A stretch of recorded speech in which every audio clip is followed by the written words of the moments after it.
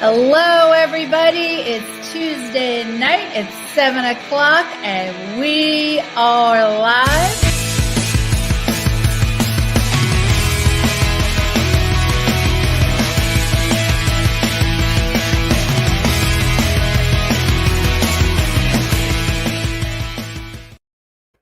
Hello, everybody. It's Tuesday night. It's 7 o'clock, and we are live. Welcome to V-Talks. I'm your host, Veronica Brockwell. Well, if you got a chance to look at some of our marketing this week, you'd see that we have our favorite doctor here, Dr. Michael Wild, and we're going to talk about sugar.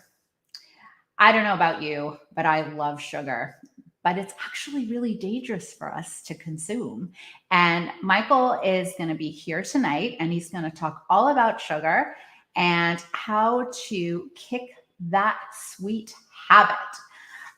Dr. Michael Wild, he is a chiropractic physician, a functional medicine practitioner, and a certified cellular and inflammation and detoxification specialist. I almost got tongue-tied. And we are going to have Michael on right now. Hello, Michael. Hello. I got a little tongue-tied on detoxification. You just say detox. I know. Is Ralphie with us? He is. He's right here. Hi, buddy. How are you? He is very comfortable. I know. Is he doing well? He is. Oh, that's awesome. He's so cute. Michael, can you tell us a little bit about yourself for some of our new viewers?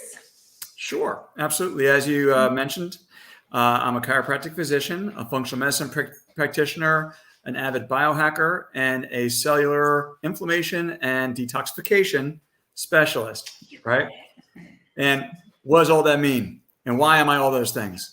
And they're all actually very synergistic. And I think everybody reaches a certain point in their life where they start to accumulate lots of things that got them to where they are. And we all kind of, morph a little bit. And life isn't stagnant. And so my journey for healing has taken me different places over the years. Started out as a chiropractic physician over 30 years ago, connecting brain and body communication. And I still do that every day. Came out of the office today. And that's a great way to help people with healing and feeling better. And then I combine that with functional medicine, which I've been doing for about 15 plus years, which is all about cell to cell communication, organ and gland balance, better functional communication within the body. So we have the brain and body talking and the body talking to itself.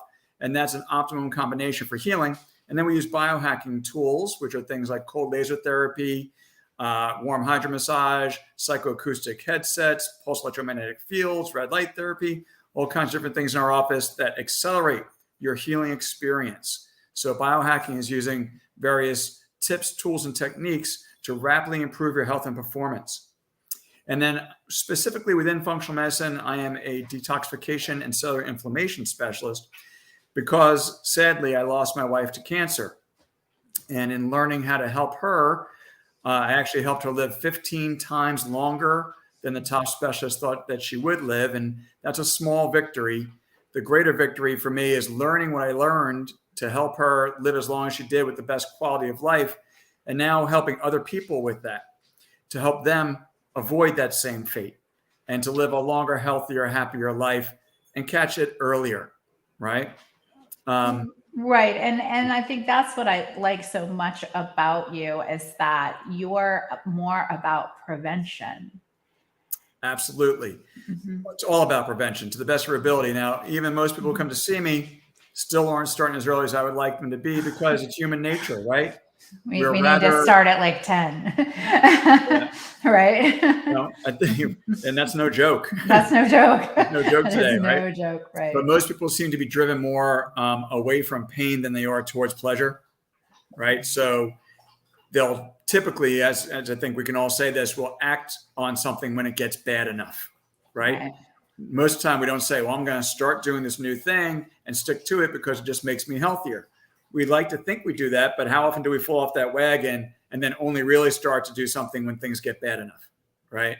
Yeah. So my ultimate goal is to be preventative and to catch things earlier. When I lost my wife, literally days before she passed, I made her a promise was that she wasn't going to die in vain, and that I was going to take everything I learned about the true cellular cause of disease, including things like cancer, heart disease, diabetes, dementia, autoimmune dysfunction. They all have commonalities.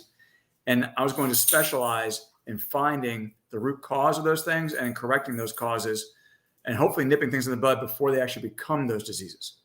Because those diseases are many, many years in the making. And you can see that when you do the right kind of tests. And so I became a specialist in finding the specific tests that would show me those things early on, long before any regular lab test would show that, long before you had any kind of symptom. So we could turn you around if you're running towards the cliff rather than wait for you to fall off and hope we could put you back together once you hit the bottom. Right. And let's be honest. I mean, some of these things might not be so much fun, like the topic tonight. Right. Sugar. No one wants to know it. No one wants People, to hear this. nobody wants to hear it. I mean, I'd be curious as to our viewership. Right. But tonight we're going to talk about the biggest addiction problem in America, if not the world. The world, I would say. Right. Sure. It absolutely is. And it is the sweetest drug that everyone loves to purposely consume. And of course, we're talking about sugar.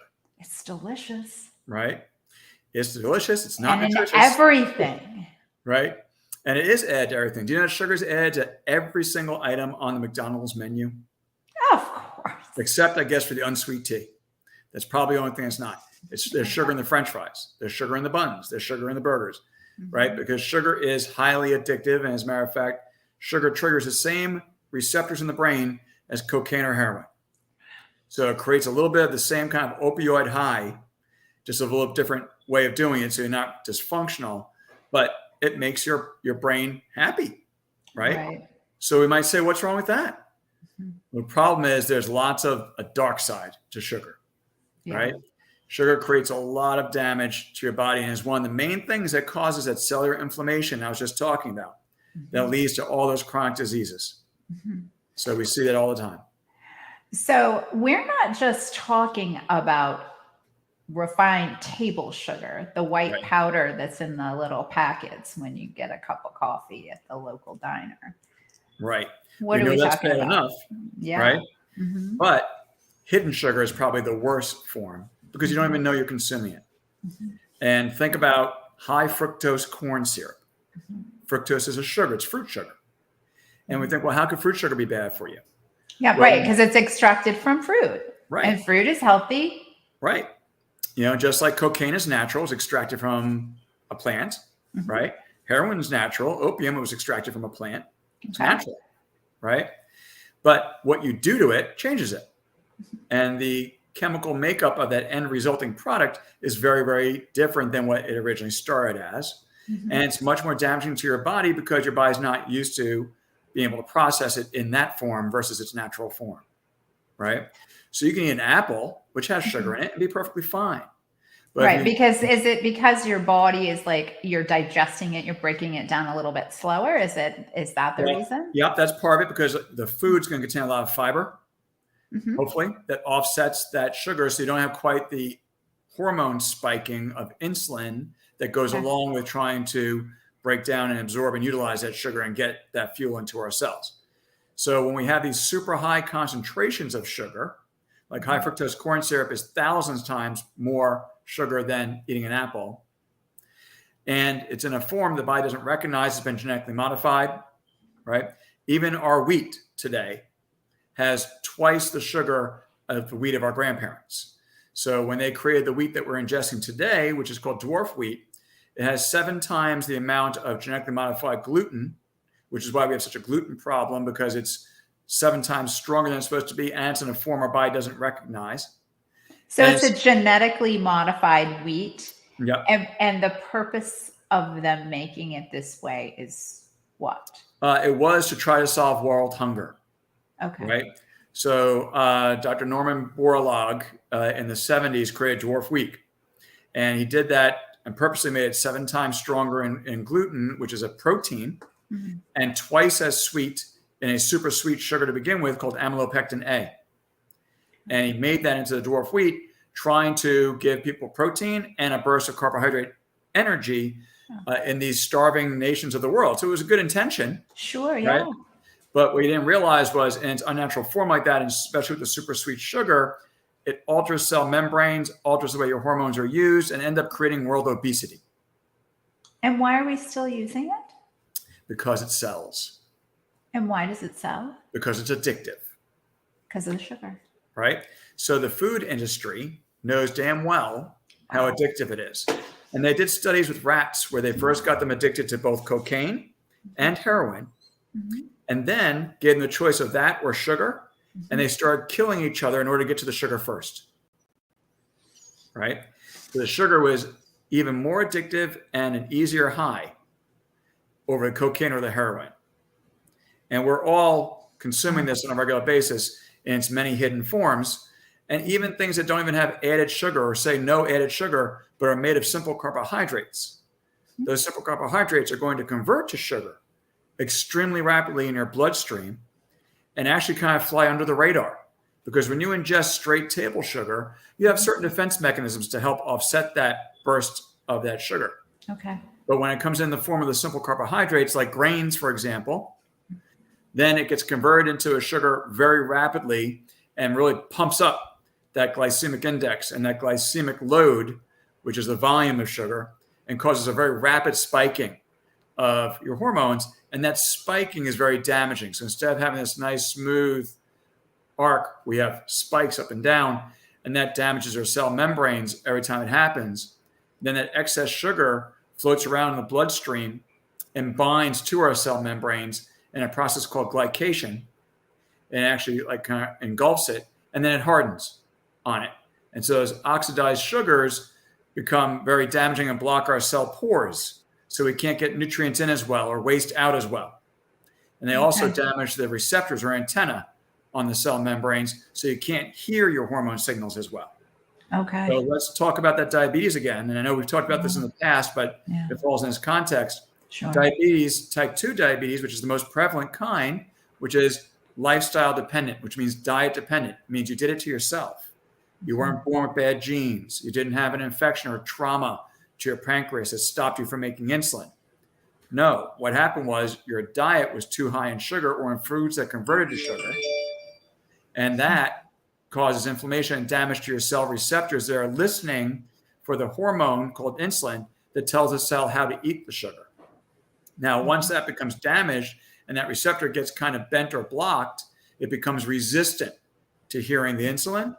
So diabetes starts with what's known as insulin resistance. And that means that the antenna or receptor on the cell membrane that's listening for the hormone to tell it how to use sugar, which is insulin, has become damaged or blocked. And now it can't hear as well. And so it takes a lot more insulin to get the job done. So your brain keeps getting the signal from the cells, please make more insulin, I'm not getting enough. And eventually it works the pancreas so hard that it burns out. And that's what we call type 2 diabetes. Okay. Then when that same process happens in your brain cells, type 3 diabetes is what we call dementia/Alzheimer's. Oh. Okay. So that's one thing they have in common. Okay. I'm gonna get a little love in here if you don't mind. He's looking up. You what? I'm gonna get a little loving when I'm talking here. He's looking up and licking my neck. He's so cute. I have a sitter tonight because my golden doodle knocked over all my equipment the other night while I was live. It was a couple weeks ago. She just decided to jump on my lap, which was very cute, until all the equipment went on the floor. That was it. And all your viewers know that we're dog people. And but thankfully, but I have a sitter because I don't, that was a little, the show went to the floor. I get it. Right. Exactly. Yes. Yeah. So I'm lucky. So, my best friend comes over on Tuesdays and she watches my babies. Well, tell her I said thank you. I know. Thank you, Gail. I know you're there if you're listening. So the question is, what do we do about this problem, right? So we know that sugar in its many hidden forms, and just get this, for example, in case you don't know, a lot of us have become savvy to realizing that high fructose corn syrup is a bad thing, right? We don't want that super sweet, super concentrated sugar. It causes massive problems for our cells. As a matter of fact, it causes fatty liver disease. So it used to be that we only associate fatty liver disease with alcoholism. Sure. Yeah. Right. Mm-hmm. And Yeah. when they introduced high fructose corn syrup into the diet in the late 70s, early 80s time period, I'm not sure exactly when it was, but it was right around then, that started to create these massive changes to people's livers that doctors hadn't seen before, but they were seeing an epidemic amount of it. So they thought that we had a lot of closet alcoholics. And so they were questioning people, all right, how much do you really drink? And I'd be like, I don't drink. And they said, sure you don't, right? Because that's how this forms. So they had to actually come up with a new diagnosis called non-alcoholic fatty liver disease, which is due to fructose, fruit sugar. Right. Okay. But it's fruit sugar in massive quantities, which is what gets put into all of our food. Well, that's just it. It's they're sneaking it in everything. They are. And because we've become savvy and we know that now they just call it fructose Right. or fruit sugar. Mm-hmm. So these added sugars are in there. You have to look at the grams of sugar. You have to pay attention. Right. Also, too, can we touch really quickly upon, like, for example, potatoes? Mm-hmm. So where is that in the sugar family? Okay, so certain vegetables, which we call starches, Mm-hmm. right, are very high in carbohydrate load Mm-hmm. and get converted to sugar, Mm-hmm. right? All vegetables and all fruits get converted to sugar. Okay. All proteins get converted to sugar. Mm-hmm. Okay. Now your body metabolizes them slightly differently. So when you ingest a lot of protein, it actually, through a process of thermogenesis, converts that to heat. And so I remember growing up, if you go out and eat, with your friends, you're like, I'm going to have like 3 burgers at the barbecue. Then you sit back and you don't feel so well. And you start feeling hot. And that night you sweat. We call it the meat sweats. Right. So, Does that really happen? Oh, yeah. I mean, I'm not a meat eater. Yeah. That really happens. Yep. So, and I'm a big meat eater. Right. Okay. Yeah. So, no. Yeah. I eat a lot of organic meat. I eat a lot of organic red meat. I see a lot of benefit in it. Mm-hmm. Organic is vastly different than commercially raised meat. And we can talk about that tonight because it's actually part of the whole sugar issue. Do you still get this meat sweats with the organic? You do, because it's just a matter of how you metabolize protein. Okay. Right. All right. Mm-hmm. So I know I ate a large steak the other evening and I was sweating all night and wake up and the sheets are wet. Right. Wow. Because your body's generating a lot of energy, a lot of heat is being given off. You're burning calories, which are calories are a measurement of heat, as you're breaking this protein down. Right. Okay. Now, vegetables and fruits don't get metabolized the same way as protein. They don't go through thermogenesis and generate heat. Excess sugar from vegetables and fruits actually gets stored as fat. Okay. So you can be a fat vegetarian. Right. Yeah. Right. So yeah, for sure. The quality of what you're eating makes a huge difference. And just because you're vegetarian, don't eat meat, doesn't mean you're eating healthy. Right. And I find that a lot of vegetarians are really pastatarians. And they eat a lot of simple carbohydrates in the form of pasta. Right. Oh, yeah. And that converts very rapidly to sugar. In fact, all grains convert very rapidly to sugar, even organic grains.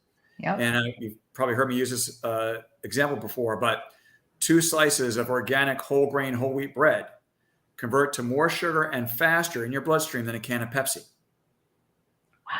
So it has What about keto bread? So keto bread's different because keto and anything ketogenic or anything on a ketogenic diet is grain-free, right? Well, low grain. Paleo is grain-free. Yeah, like it says that it has low, the sugar low is grain. low. So paleo is grain-free. I don't want to digress too much, but I just wanted to, while we're on there, I want to ask you for personal reasons. Keto is going to be low sugar, not necessarily no sugar, but it's going to have a much higher, in a ketogenic diet, a much higher percentage of your calories coming from healthy fats and proteins, very little from carbohydrates, right? Yeah. And research, believe it or not, has actually shown you do not need carbohydrates at all in your diet. You cannot have a single carbohydrate and live perfectly well, right? And it doesn't put stress on your kidneys. It does not.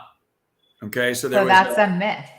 Yes, so there was an old miscalculation about the effect of how much protein you ingest and the effect it has on your kidneys. And so Right. that has also been disproven. Huh. Okay? Now, a lot of meat can have its own problems for different reasons. It can be hard for you to digest that if you don't have a really well-functioning digestive system. If that meat gets backed up in your system, then it begins to putrefy, right? And you create something called putrescine, which is a chemical which is very irritating to your gut lining and inflaming. And areas that are inflamed in your gut lining over and over are areas that you'll start to create things like cancer. Like we talked about, inflammation can cause that. So there's been a correlation, not a causation, but a correlation between a high red meat diet, which is hard to digest, versus easier to digest forms of like white meats. But that has a correlation with colon cancer, right? Does it mean red meat causes colon cancer? No. But it means if you eat commercially raised meat, commercially raised red meat that was force-fed grains, because that's what they do to commercial animals, they're not grass-fed in their natural habitat, they're force-fed grains. Those grains convert to sugar and change that cow's biochemistry. That meat has inflammatory biochemicals in it that you then ingest.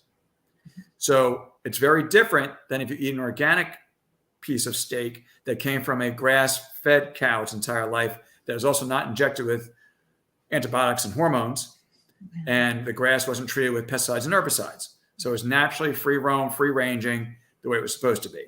That's a very different animal and a very different cut of meat than a commercially farm-raised, grain-fed, antibiotic, hormoned up animal, right? So you got to watch out for the studies that are done, because they'll say, oh, red meat causes this. Well, look at the real data. Where'd you get your meat from? How was that animal raised? That's very different. You know, just like I've seen studies talking about vitamin C, and it says high dose of vitamin C causes hardening of your arteries. Well, did they really use vitamin C for that study? Or did they use synthetic ascorbic acid? It's not vitamin C, but scientifically we call it vitamin C because it's the active ingredient in vitamin C, but it's not the same as if you ate citrus fruits. And then what if the citrus fruits were sprayed with pesticides? Right. So all these different variables, right? So I always say you can't just read the headline, you got to read the whole article, right? So too often, especially things like in the last couple of years between politics and then COVID, the headlines were flying, right? And people were using, hey, look, this study showed this to support my point of view. I'm like, did you read that study? Because that's not what it showed at all. And that headline that was printed is completely wrong. So someone's interpretation of that study came out, you know, with that headline, but if you actually read the study, it didn't say that. So same thing goes for nutritional science. And just like I think most of us are starting to understand. Sorry. Come here, buddy. Come here. That was not Ralphie, obviously, right? No.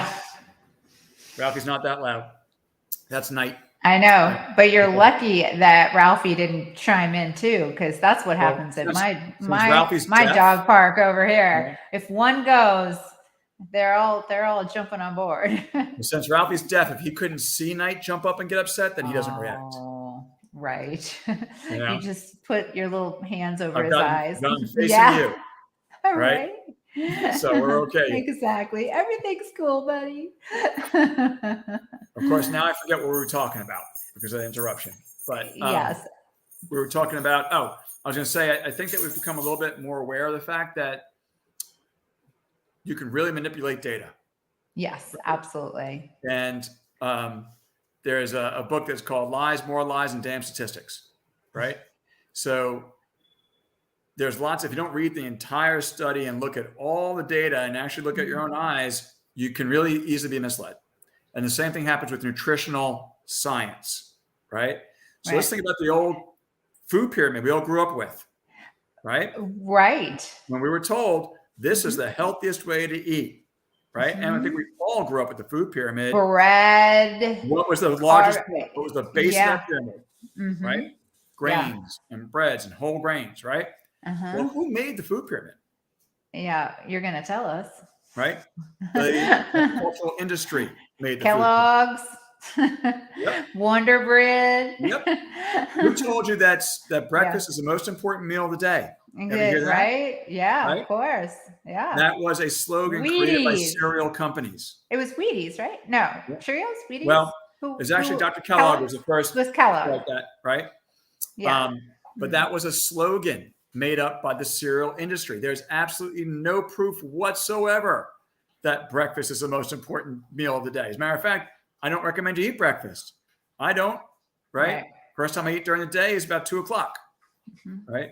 That's far healthier for your cell membranes and this insulin issue than eating a bowl full of simple carbohydrates that convert to sugar. As a matter of fact, they're probably half the time coated with sugar, right? Well, it's interesting because, the Quaker oatmeal, Quaker oats, because that's heart healthy and they're endorsed by the American Heart Association. And if you eat oatmeal, you're less hungry than if you eat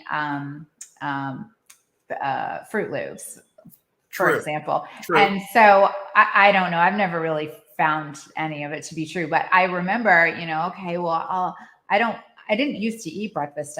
When I was younger, I used to skip that. So, but I remember eating oatmeal and thinking, I'm starving. Like every time I eat breakfast, I'm just starving the rest of the day. Yep. And that's even oatmeal.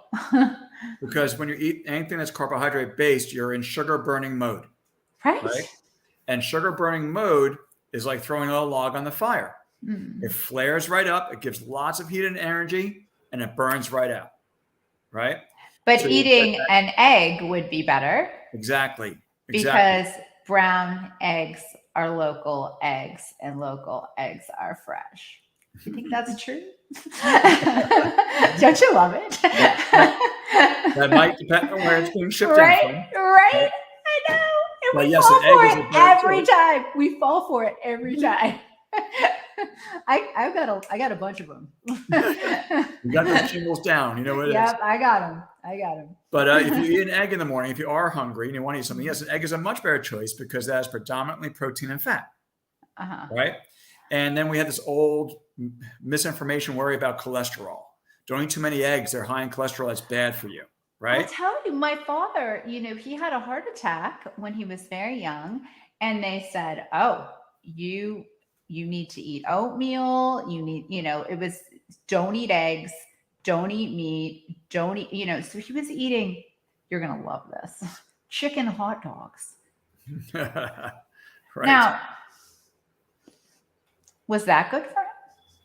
This is a whole nother show, right? Right. Have to see that ingredient label to know for sure. Yeah. Right? Well, I think we know. But it was in the 80s. Yeah, it was in the 80s. But that's what they, told him. They said, don't eat fat, don't eat meat, don't eat anything. And they pushed him into the carbohydrates. Right. And right. We found that the more of that we've done, the higher people's cholesterol has become. Right. The more heart disease we have seen. Yeah. He passed away. It just, that they just couldn't control it. It just kept coming back, and he would follow the diet, and it didn't matter. Well, because he was eating the wrong things too. Right. Right. The problem with that diet that they were telling him to eat was that all those things. Margarine. Eat margarine. Right. That's corn oil. That's what it was. It was the corn oil margarine. Man-made hydrogenated synthetic fat that your body can't recognize, your cells can't break down, that clog your cell membranes. Fantastic. And today's version of that is canola oil. Right. And I know we talked about that before, and it's being passed off as a health food. And I even go to my local health food store, and you're looking for, just want something crunchy, looking for a healthy organic. Chip, right? It's organic. Right? So they say, I'm still confused by when I see organic canola oil, because canola oil, by definition, is a genetically modified rapeseed oil from Canada that was blended to create this Canadian oil that we call canola oil. How is something that's genetically modified to create something that doesn't exist in nature organic? Because the ingredients that they used came from an organic farm? Well, I think it's because they changed the name or the word organic not to really mean what it used to mean to us. So what organic used to mean was that it was a naturally occurring substance, a plant that grew without man-made intervention, and it was grown in soil that was prepared for at least 3 years to be rich in nutrient density for that plant to absorb, and there was no pesticides or herbicides used in the growth of that plant. So no poisons were used, It was grown naturally. They use things like sunshine and worms, right? And things like actually something we call biochar today, which is kind of like burned out wood fibers, but things you would naturally find. Like there's a forest fire, and then we had charcoal from the forest fire that created a new layer of deep, rich soil that mixed with the microbes and the worms, and that creates a whole different, biome that goes on there of diversity of nutrients. All that's necessary in order to get the nutrients from the soil into the plant, and then to get from the plant into your body, right? Mm-hmm. So now I think they use the word organic just to mean it wasn't sprayed with pesticides and herbicides. Well, and two, isn't there a percentage rule? Like you might know the percentages, but it's like 80% is organic, 20% isn't. Now we can use the organic label. I'm not sure what the percentage is. So yeah, it depends on where the label where the word organic is on the label. So if it's on the back of the bag in the ingredient list, that product has to be at least 50% organic. So if they list organic ingredients on the back. Right. So if it may say made with organic ingredients, it may not say which ones, but if it has that word organic on the back, it means it has to be at least half organic. Sure. If it's on the side of the bag, it's 75%. If it's on the front of the bag, so I'm sorry, I'm going to take that back. If it's on the back of the bag, 25%. Side of the bag, 50%. Front of the bag, 75%. All right. It doesn't have to be 100% at all. But if it's more prominent on the front of the bag, it has to be at least 75% organic. If it's on the side, 50%. On the back, 25%. I was thinking backwards for a second there. Ridiculous. Yeah. So it's same thing. Like it really makes me angry. Or made with 100% organic ingredients, but it doesn't have to be just 100% of the ingredients. Just 75% of the ingredients are 100% organic. Right. But the other 25% wild card. Right. Or like I'm trying to find a salad dressing and I want one made with olive oil, not with soybean oil, which is bad for your cells, not with canola oil, which is bad for your cells.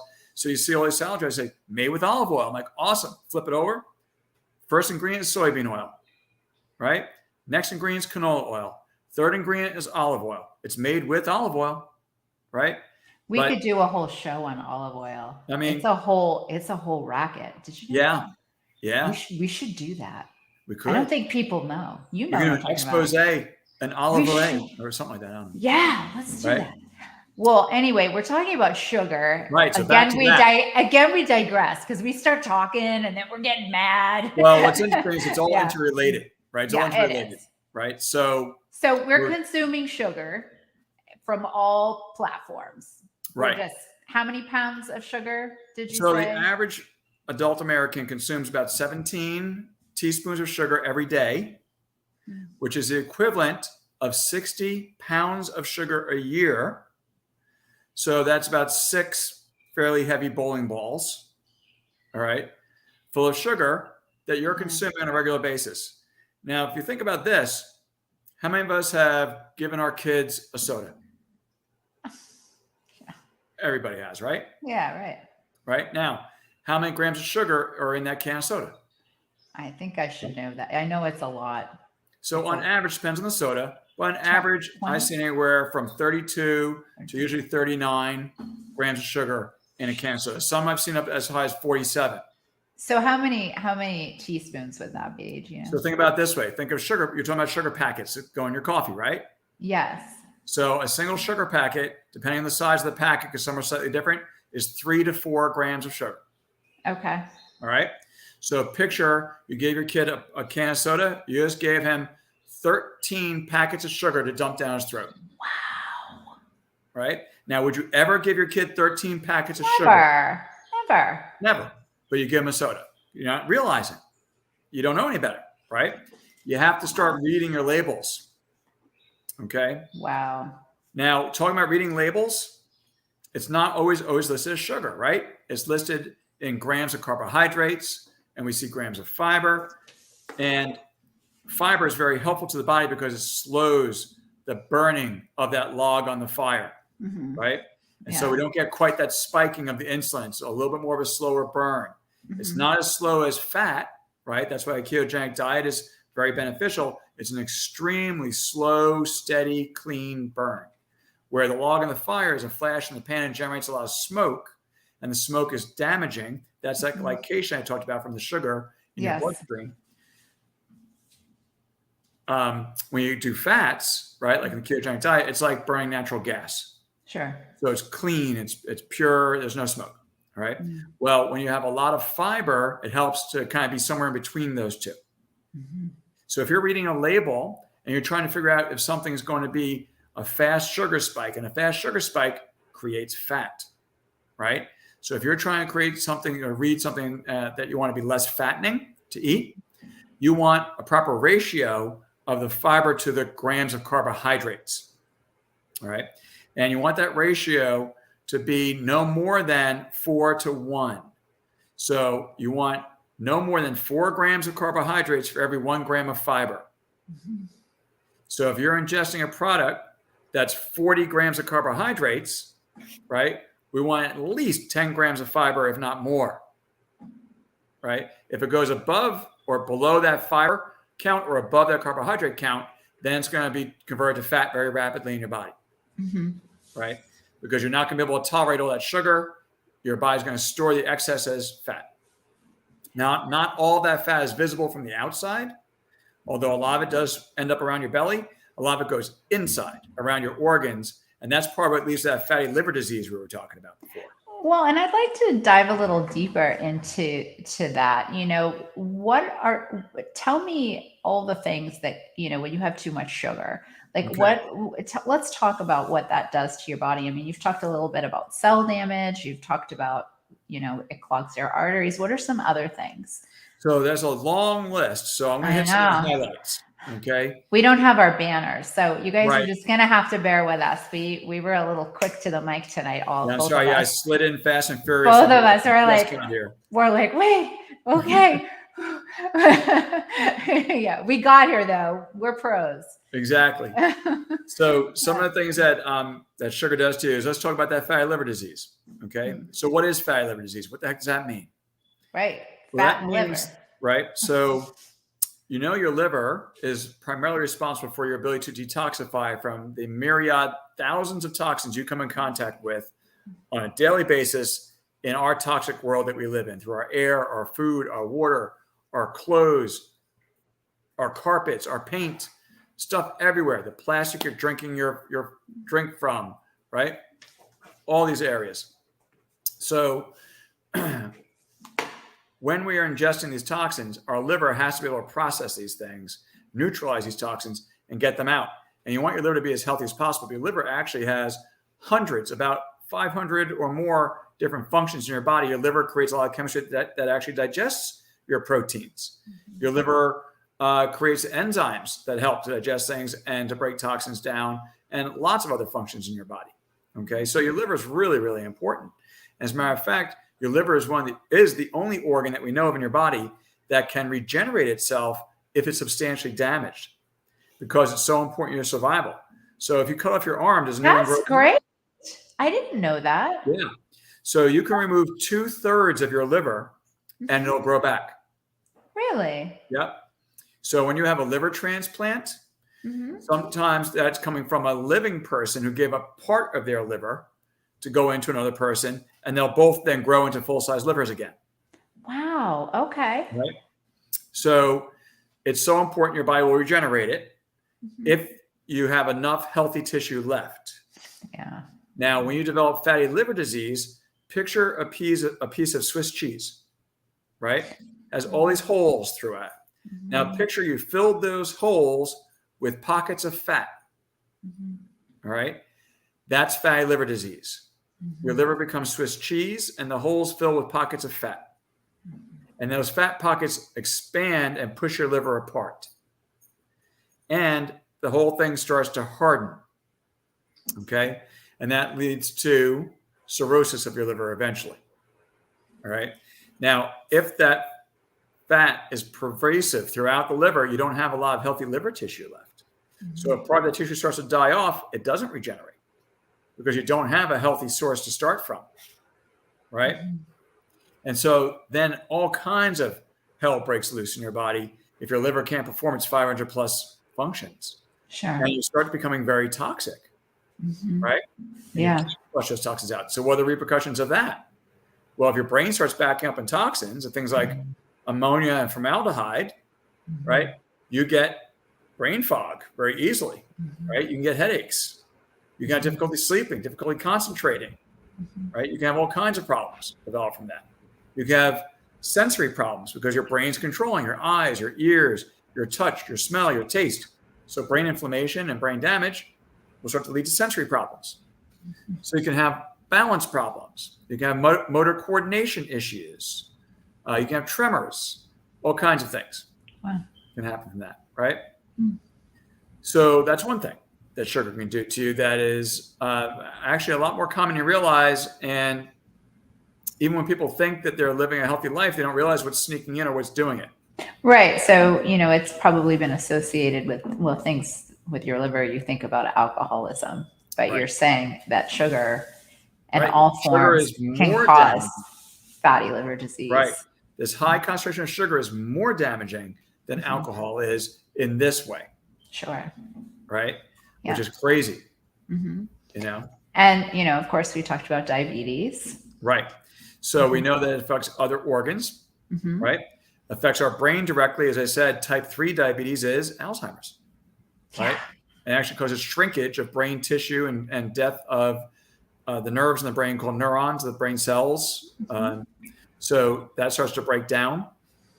Neurotransmitter issues. So we have hormone imbalances, we have mood disturbances, we have sleep-wake cycle problems, depression, anxiety, all kinds of issues that can come about with that. And too, consuming sugar, I know, especially in the morning, if you eat a lot of sugar, you could literally fall asleep in your chair by noon. Right. And people wonder why they're so tired all the time. Especially after lunch. It's the most common time to find people falling asleep at their desk. You're having a sandwich. 3 o'clock, right? You're having bread. Yep. or whatever's in your salad. I'm trying to be healthier, right? I'm having a salad and a yogurt, right? Yogurt. Yogurt, tons of sugar, right? With in fruit your average in it. Commercial yogurt, right? So yogurt's a good thing if it's sugar less. I won't say sugar free, because what I mean by that is they put a lot of artificial sweeteners in things that are sugar free. Okay. We don't want that either. They have their own problems. That's a whole other category. Right? We could talk about some of those things. Yeah, right? We need to touch upon that too. Now, there can be good, healthy sugar substitutes that can be in that yogurt. I'm seeing more of that now than I've ever seen before. Things like stevia, right? Which is also abbreviated as Reb A, right? Rabundiana is the actual full name of it. So you might see it listed that way. Another good, healthy alternative is monk fruit extract, another natural sweetness extract from a plant that does not cause these insulin hormone spikings, right? And yet another newer one is allulose, right? Allulose, broken down to all you lose is the way I think about it, right? All you lose is the sugar. And allulose is an enzymatically derived sweetener, a chemical from typically figs, raisins, or from corn, but you're not actually getting the grain of the corn. And that's not really been around long enough to have all the data on that, but it's been around long enough for us to believe it's perfectly safe. And there seems to be a lot of potential benefits, not just the lack of sugar, but it seems to help the metabolism in such a way that actually helps to burn fat. Michael, can you touch upon honey and agave for me, please? So honey and agave are two of my favorite forms of still sugar, right? So doesn't matter what form. I'm so sad because I was on an agave kick for a long time, and I was like, "Gosh, there are a lot of carbs and calories in this." Agave gets marketed, right, as the lower glycemic sweetener, right? And yes, it is lower on the glycemic index than regular sugar, but how much lower? Right? So, and then what about honey? And honey, right? Honey has lots of other beneficial nutrients in it over sugar, but it's still sugar, right? So if you're trying to avoid sugar, you need to avoid honey and agave too. Okay.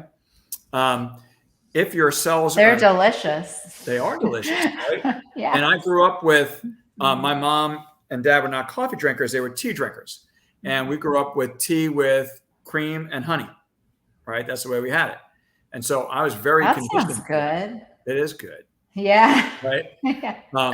Yeah. I was very conditioned to that, right? And my mom would always, I remember I was doing my homework throughout middle school and high school. My mom would always bring me a cup of that tea and apple cut up with peanut butter on it or almond butter on it, right? And my mom was a bit of a ahead of her time because almond butter was not common when I was in middle school and high school, right? Peanut butter is not the best thing for you.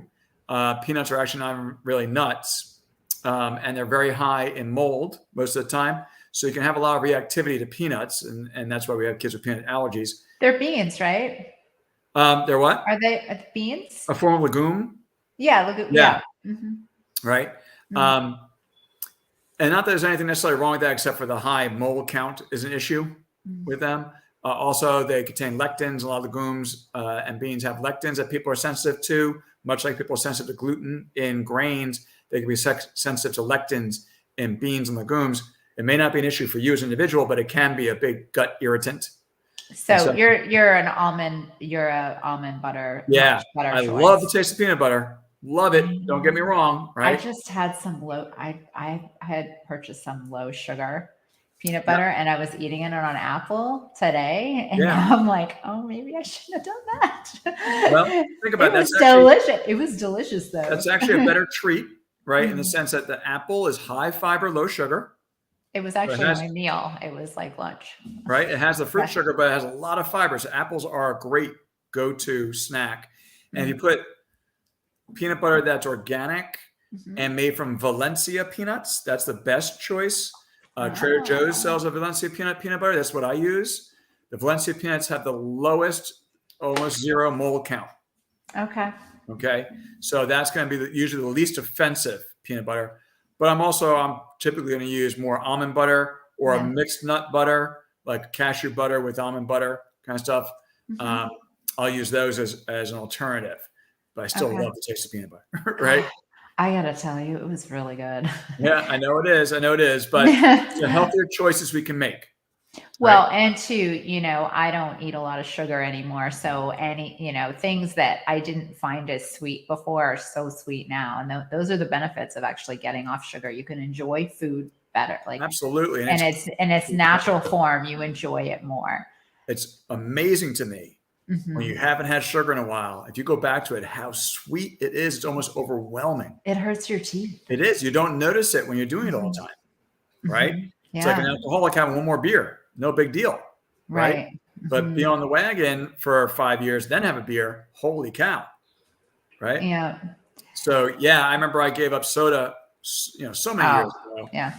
Of any kind. And I would drink seltzer water, right? Because I like the bubbly. It was something different, but I didn't want the sugar. And I used to go to the movies and I would get them to fill the drink cup with the soda water without the soda, just the soda water, right? They had a little button on the machine. Yeah. And one day they gave me Sprite by mistake. And I was super thirsty. It was the middle of summer. I just took a huge gulp. I swear to God, I almost went into shock. My body started shaking. I broke into a sweat. I got an instant headache. I was like, I could not get over how much sugar it was. I was like, God, this is insane, And being here in the South, right? I'm in Virginia. Sweet tea. It's a sweet tea. It's so sweet. It's gross. I'm sorry. I don't want to offend anyone in the South. I am a Southerner myself, but the sweet tea. Right. If I want to treat myself, I'll fill a cup with 3/4 or 80% unsweet, and then a little bit of sweet tea on top. And that's still, I'm like, whoa, So I can't imagine a full cup of that. Yeah. So we're talking about all of, we're talking about all the hidden sugars. We're talking about all the things that sugar can do to our bodies, right? Anything else you want to add to that? Any other, we've talked about diabetes, we've talked about heart disease, Alzheimer's, fatty liver disease. Right. So yes, actually, we don't know if we talk too much about heart disease, but sugar is started talking about that about your dad and why I thought the diet they had him on was wrong. Right. So they had pushed him towards a lot of carbohydrates and away from fats. Right. And actually, 100%. yeah. Mm-hmm. And we now know it's actually the opposite should be done, right? Because again, good healthy fats, I'm not talking about commercially raised crappy stuff. Good healthy fats, avocados, healthy coconut, organic coconut oil, organic butter.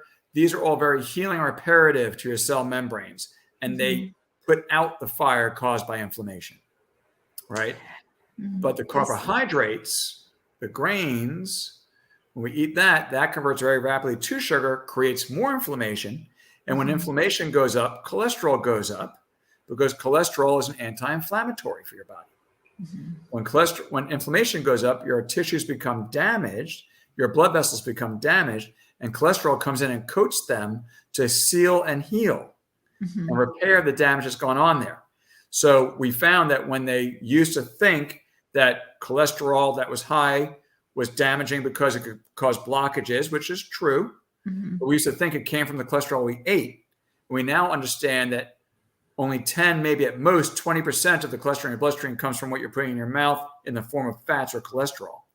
But when you're ingesting sugars and grains and simple carbohydrates that convert to sugar, inflammation goes up, then cholesterol gets made by your liver, right? One of your liver's main functions is to make cholesterol because cholesterol is an antioxidant and anti-inflammatory, and it creates the sealing and healing for the damage to our tissues and also creates the hormones.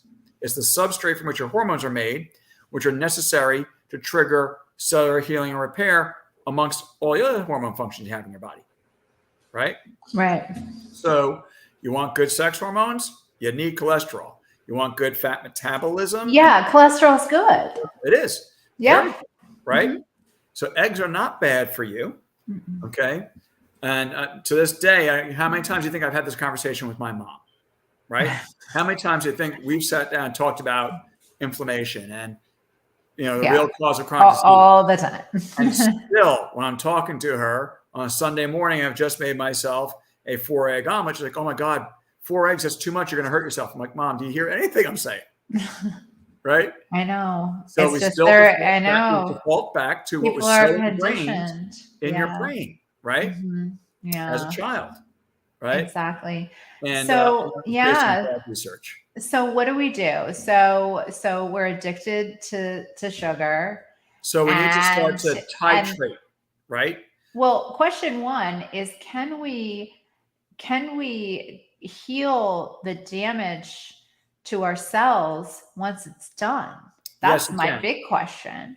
Absolutely. And that's what I do every day in practice with people, right? Because if you couldn't heal the cells, there'd be no helping. Everyone would right. So we can repair our cells. We can. If step we one, start, step one is remove the source of the irritation. Okay. Right? It's very hard to heal a knife wound if the knife is still stuck in it. Okay. Right? So you got to remove that source. So the source we're talking about right now is sugar. Yep. So you got to start getting sugar out of your diet. Right? All right. What do you recommend? How do we do this? All right. So as I was starting to say, you want to titrate. And what I mean by that is you come down a little bit of something and up a little bit of something. You don't just necessarily go cold turkey.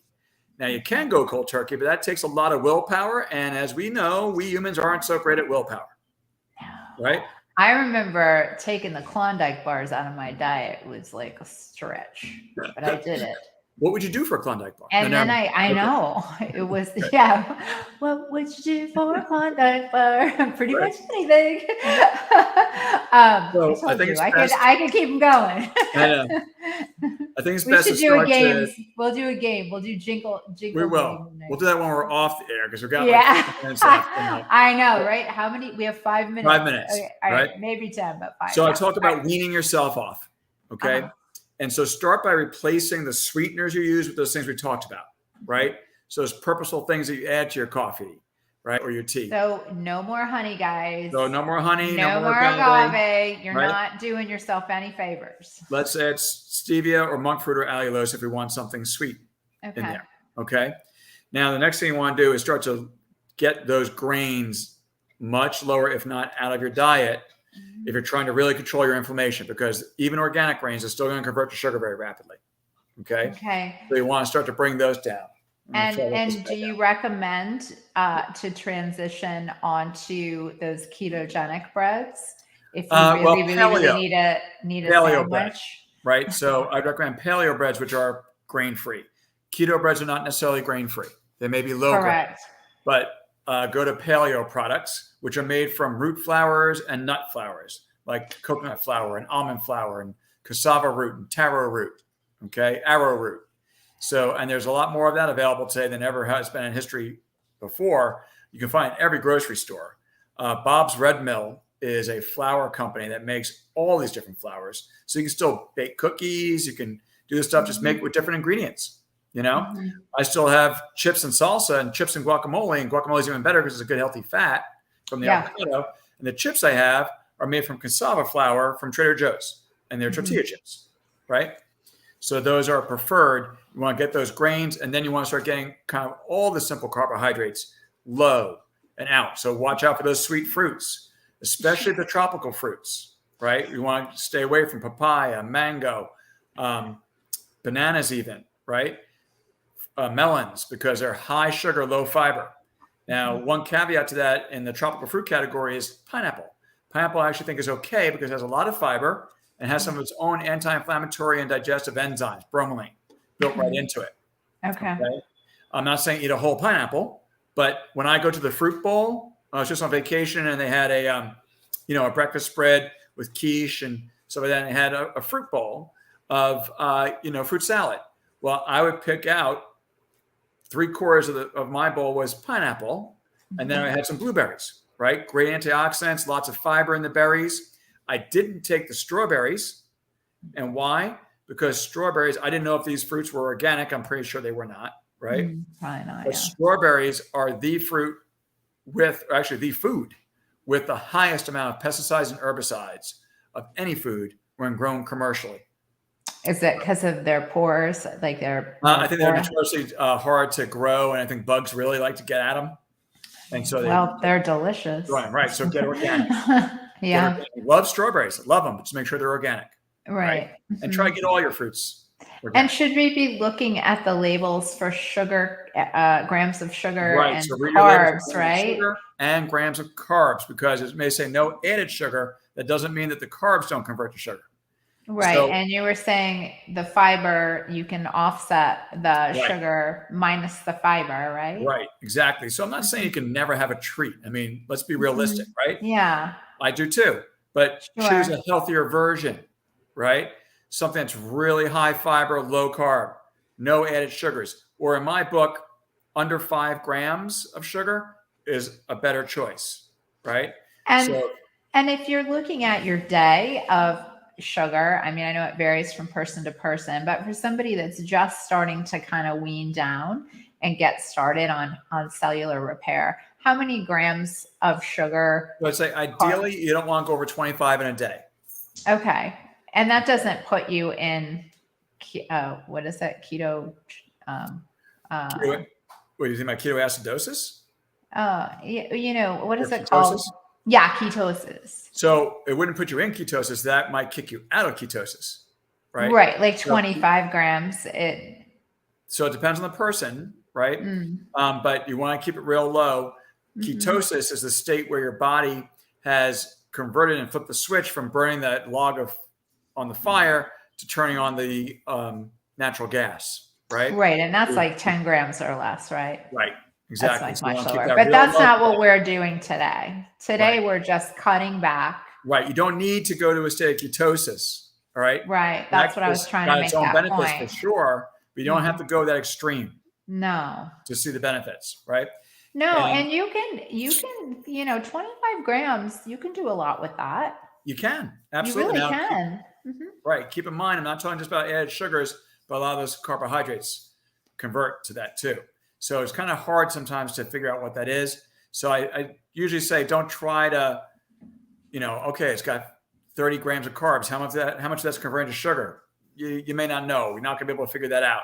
So just try to go for that ratio. I talked about 3-to-1 or 4-to-1 of the carbs to the fiber. Right. And no added sugars or less than 5 grams of added sugars. That's going to be a better option. Okay. All right. Very good. Gosh, so much to think about. Epidemic, sugar. Absolutely. And But as I said, gosh, before we came on, I was saying that I want to create a sugar challenge, and I'll offer this somewhere between now and next time, yeah, we'll get it or out on our there. next talk. I call it my life is sweeter without sugar, Mm-hmm. right? Challenge, and to do like a 15, 21, 30-day challenge of me having you use an app I created as, hey, come here, boys. Come here. They know. They They're do. like, They know it's it's 8 o'clock. going to They're be that like, it's time. 8 o'clock. They haven't But eaten yet, have they? last time we were talking about I was interested in creating an online functional medicine and nutritionist service, which between last time and this time I did. And so it was Right. supposed to launch today, but I was having a little technical problems with the app. So with the company that was helping me make that. So I've got to get that cleared up. But I created a program called Restore Your Health Online with Dr. Michael Weil.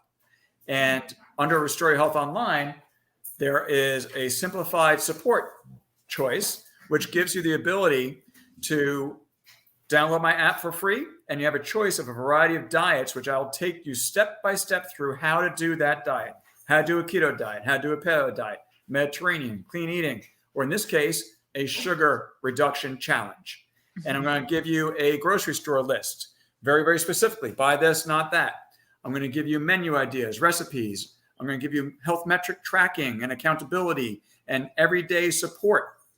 Okay. All part of this challenge. And I'm going to give it to your viewers completely free. It's Oh, wow. That's yeah. So normally to use that part of the so, service would be $99 a month. I'm going to do an introductory offer of $47 a month, but for your viewers, it's going to be free. oh, wow. Thank you. So That's don't thank me yet because it's wonderful. not working yet. But once I I get it know. working, then you can thank me, right? We'll get it together. Actually, Michael and I have some ideas because he has such a following, and we're going to try to find an interactive platform that you can ask questions and get benefits just like this, where you can get these challenges for free just by following our pages. So that's wonderful. And if you would like to learn more about Dr. Wild, go to his website, drwildcanhelp.com. Can you tell them what they'll find there? Yeah, when you go to my website, you're going to notice on the very first page, you're going to see a blue box that says book a free consult. And that's what I recommend to anybody when they first want to start to ask questions or find out more about, can they be helped? Can I help them? That's the best way to do it. So when you book that free consult, you're getting 15 minutes of uninterrupted time to pick my brain, tell me about what you're experiencing, and I'll give you my honest opinion about whether I think I can help or what you should do to take steps to start to help. I always offer that, right? So that's the first thing. And then if you read the rest of the website, you're going to notice a lot more about what I do and why I do it, who I help, and how I help them. Mm-hmm. And then also, can you talk a little bit about the tests that you offer that are a little bit different than what you get at your conventional hospitals and doctors' offices? Absolutely. So you're going to notice when you go to your traditional doctor, they're typically doing things like a standard blood panel, maybe your analysis, and they're looking for very big key markers that your liver or your kidneys or your electrolytes are severely dysfunctional. Now, that only shows up, as I use the analogy, if you fell off the cliff. All right. It doesn't tell you if you're running towards a cliff or if you're dangling on the edge. Mm-hmm. And so we do tests in our office that are what we consider advanced functional medicine tests that go far deeper than that and find problems way earlier than that would ever show. So we do things like our cellular inflammation test, which is a finger prick blood test that anyone can do. And I can mail you a test kit. You do it at home. You send it out to the lab in its own prepackaged mailer.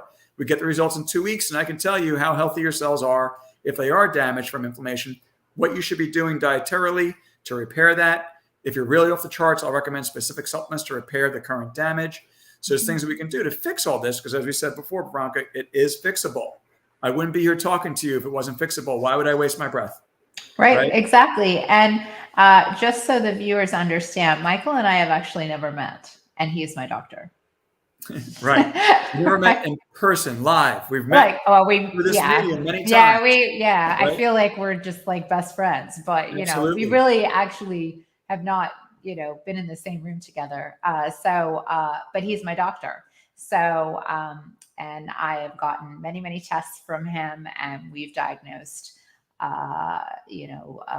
quite a few things that we are working on right now, and I feel so much better. But the first thing I did was kick sugar out. Yep. I have people tell me every day, they're like, Veronica, you've got the most beautiful skin, Veronica, whatever. And I swear it's because I don't have the sugar, Right. Right. you And I know? think that's a big part of it, and I've said this before you on a past episode, Hmm, but sugar hmm, ages your cells faster than anything else you could do. So when you consume sugar, your cells dry up and die faster mhm. than from any other cause. So if you want to age faster than any of your friends, eat a lot of sugar. It's true. Very true. All right, my friend. Anything else? It is 8:07. We only went Well, 7 off, yeah, I think that's it. We should probably wrap it up. People are getting right? tired of us yapping on. I know. We want to go It's get some so much. dessert. I know. We have a bunch of oh my gosh, this is so funny. As I eat my donuts, these people are funny. You need to pop on here and detox and answer these. Can you do that? There's a few that need, Yeah, so I answer. don't even know. I don't see them on my end. So, Yeah. So if you go on Vtox, okay. go on the Vtox Facebook page. You can pop in there and say hello. And that's the thing, right? We need to have an interactive page that we have on a regular basis. I think our viewers would love that. So Yeah, that sounds like fun. I know. All right, my friend. Please tell Ralphie and Knight good night. All right. And I He's will. going to give his little signature Oh my wave. gosh, he's just There he like the goes. He's cutest. just a big fur ball. He really needs a haircut badly. I know. He's so cute. I can't stand it. He doesn't even look real. He looks like a little stuffed toy. He is. He's like a little fur baby. All right. Well, I will see you next month. Okay. Okay. Sounds All good. right. Be well. Have a great night. All righty. Bye-bye. Bye now. All right, everybody. Thank you so much for tuning into Vtox, and we will be back next week at 7 o'clock on Tuesday night. And I hope that you all have a wonderful evening. And I'm sorry, but you got to cut back on your sugar. All right. Talk to you later. Bye.